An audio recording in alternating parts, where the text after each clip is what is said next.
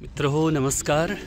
आपण समोर पाहत आहोत तो आहे गल्फ ऑफ ओमानचा छान निळा टर्कॉइस समुद्र आणि इथे आपण आलो आहोत ते बिम्हा सिंखोल किंवा हवियात नजम सिंखोल आणि त्याचं पार्क या एरियामध्ये ज्याच्याबद्दल म्हटलं जातं की एक ॲस्टेरॉइड कोसळला होता आणि त्यामुळे हा सिंखोल बनला होता. तर आपण आता हा सिंखोल पाहणार आहोत.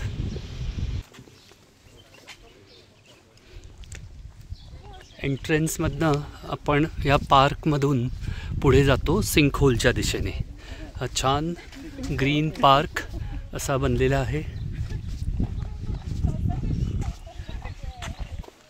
तर या पार्कमधून 1-1.5 मिनिटाच्या वॉकनंतर आपण येतो जिथे ही तटबंदी अशी बांधलेली आहे आणि समोर पहा आपला बिम्हा सिंखोल. सो हा एक मोठा असा होल बनलेला आहे. जे थिअरी आहे ॲस्टेरॉइडच्या इकडे पडण्यामुळे किंवा आघातामुळे हा होल बनला. काही असंही म्हणतात जिओलॉजिस्ट की जे समुद्राचं पाणी आहे ते ह्या रॉक्सना डिझॉल्व करत करत इथे हा होल बनला आणि ते पाणी इथे साठून राहिलं.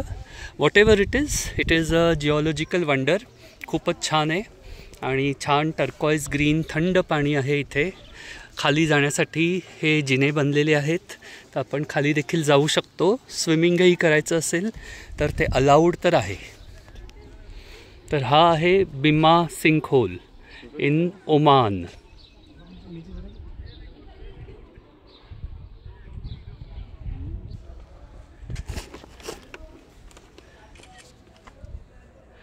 Few more views of the sinkhole.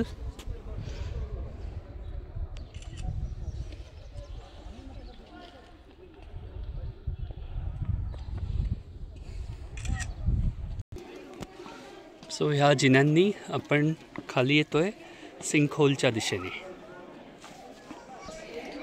हे आहेत क्लोजर व्ह्यूज ऑफ द सिंखोल.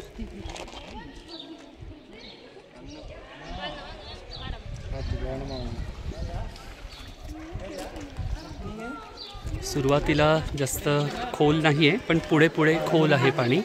काही लोक तिथून जंप वगैरे पण करतात but that's at individual risk.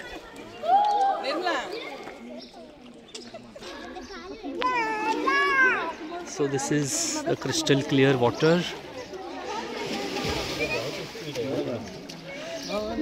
मित्रहो हे आहे बिम्हा सिंखोल.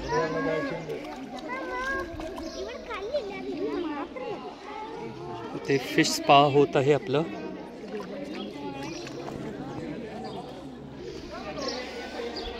तर नक्कीच आपण मस्कटला आलात की या ठिकाणी व्हिजिट करा.